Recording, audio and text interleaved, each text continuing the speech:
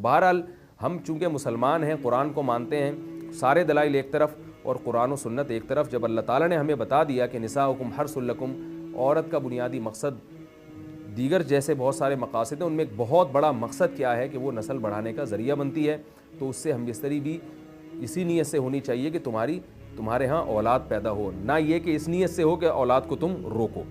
باقی اولاد روکنے کے فقہی حکام کیا ہیں، کن صورتوں میں وقتی ضرورت کے پیش نظر اولاد آپ روک سکتے ہیں، وہ ضرورت پڑنے پر آپ علماء سے پوچھ سکتے ہیں، وہ کتابوں میں لکھے ہوئے۔ وَلَا تَجْعَلُوا اللَّهَ عُرْضَةً لِأَيْمَانِكُمْ، اس آیت میں اللہ نے ہمیں حکم دیا کہ غلط باتوں پہ قسمیں نہ اٹھایا کرو۔ بعض لوگ آج بھی معاشرے میں ایسا ہوتا ہے کہ کسی سے ضد اور عناد کی وجہ سے کسی غلط بات پر قسم اٹھا لیتے ہیں اور اس کو اپنی ضد اور انا بنا لیتے ہیں، تو یہ بہت بری طبیعت ہے۔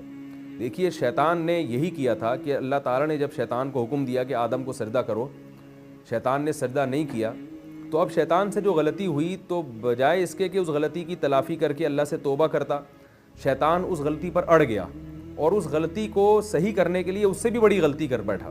وہ غلطی کیا تھی کہ اس آدم کی وجہ سے مجھے جنت سے نکالا ہے، لہذا اب میں اس کو جہنم میں لے کے جاؤں گا، تو اس نے اللہ سے دعا مانگی کہ اللہ مجھے ہمیشہ کے لیے زندگی دے دی جائے، قیامت تک کے لیے مجھے زندگی دے دی جائے۔ تو یہی طبیعت ہے، اور اپنا نقصان کیا شیطان نے۔ تو یہی شیطانی طبیعت ہمارے ہاں معاشرے میں بعض لوگوں میں ہوتی ہے کہ وہ کسی سے ضد اور ہٹ دھرمی میں آ کر قسمیں اٹھا لیتے ہیں یا عزم کر لیتے ہیں غلط بات پر، تو اللہ فرماتے ہیں کہ ایسا مت کیا کرو۔ اگر کسی شخص نے کسی غلط بات پر قسم اٹھائی یا پکا ارادہ کیا تو اس کو اپنے اس ارادے سے رجوع کر لینا چاہیے۔ حدیث میں آتا ہے رسول اللہ صلی اللہ علیہ وسلم کے پاس ایک صحابی آئے، انہوں نے آپ صلی اللہ علیہ وسلم سے صدقات و خیرات کی کچھ رقم مانگی، تو آپ نے قسم اٹھائی کہ میں تمہیں یہ صدقات و خیرات نہیں دوں گا۔ وہ چلے گئے، کچھ وقت کے بعد آپ صلی اللہ علیہ وسلم ان کو بلایا اور اپنی قسم توڑ کر ان کو صدقات و خیرات کی رقم دی، صدقات و خیرات کا مال دیا۔ تو وہ بیچارے ڈرنے لگے کہ بھئی ہماری وجہ سے نبی نے اپنی قسم توڑی ہے۔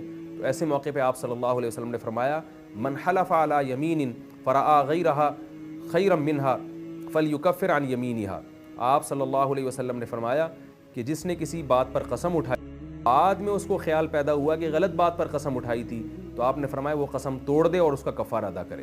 دیکھیے جب سید الانبیاء صلی اللہ علیہ وسلم نے اپنی قسم توڑ دی تو ہم اور آپ کون ہوتے ہیں کہ ہم یہ کہیں کہ ہماری زبان ایک ہے، جو ہم نے کہا وہ گویا پتھر پہ لکیر بن گیا۔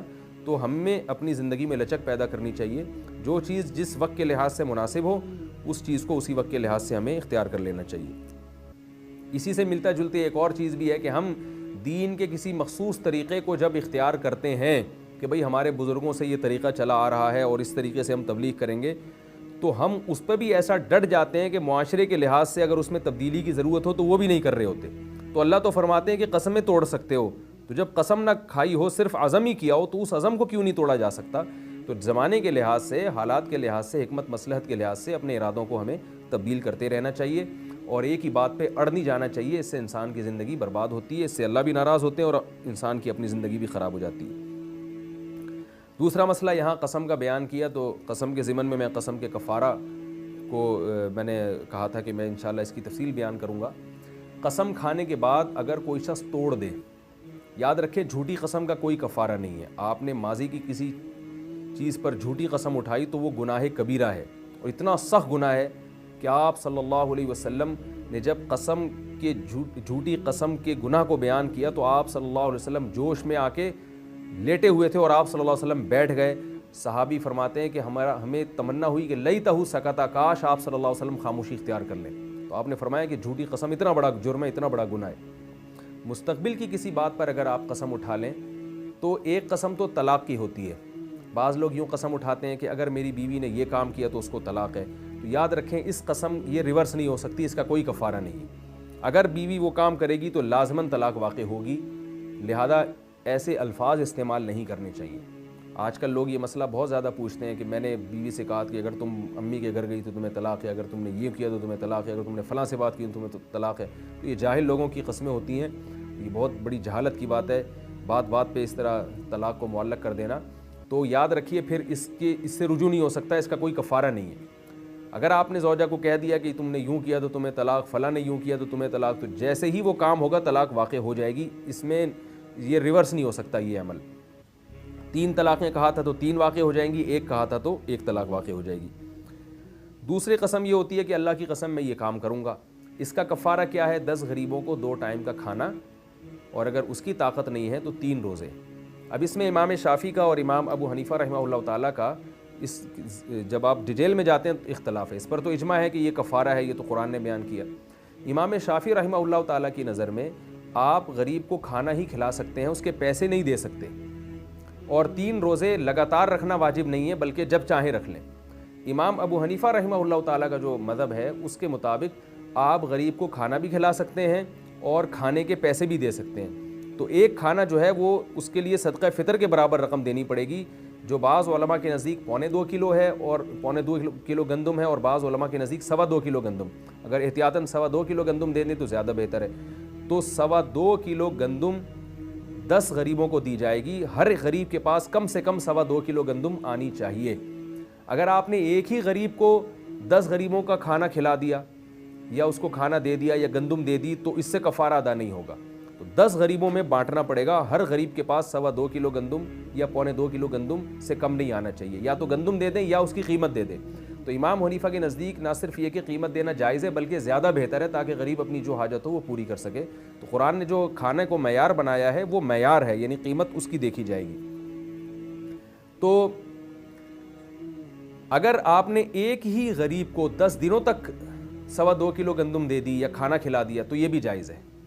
یعنی ایک غریب کو آپ نے دوپہر کا کھانا آج کھلایا اور رات کو اسی غریب کو کھلا دیا, پھر اگلے دن اسی غریب کو دوپہر کا کھلایا, رات کا کھلایا, اور 10 دن تک, تو یہ بھی 10 غریبوں ہی کو کھانا کھلانے کے مترادف ہوگا. کیونکہ یہ جو غریب آج تھا یہ کل جو ہے حکماً دوسرا غریب سمجھا جائے گا.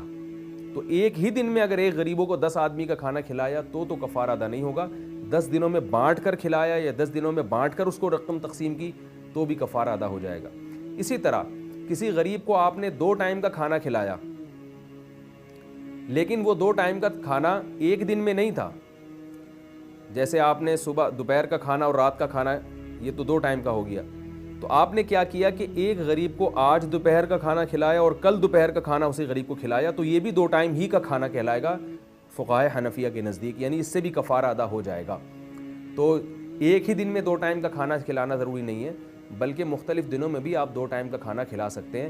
جب 2 ٹائم کا کھانا وہ غریب کھائے گا تو پھر ایک غریب کا فدیہ ادا ہوگا. اور اگر غریب کو کھانا کھلانے کے پیسے نہیں ہیں تو امام شافعی کے ہاں تو 3 روزے جب چاہیں رکھیں, لیکن امام ابو حنیفہ کے ہاں وہ 3 روزے لگاتار رکھنا واجب ہے.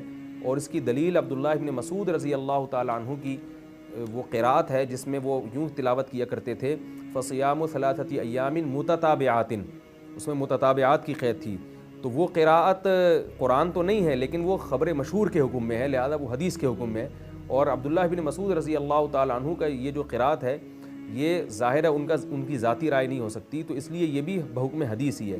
اسی وجہ سے امام ابو حنیفہ رحمہ اللہ تعالیٰ کا مذہب یہ ہے کہ اگر قسم کے کفارے میں 3 روزے رکھے تو وہ لگاتار رکھنے پڑیں گے, وہ متفرق طور پر تقسیم کر کے آپ نہیں رکھ سکتے.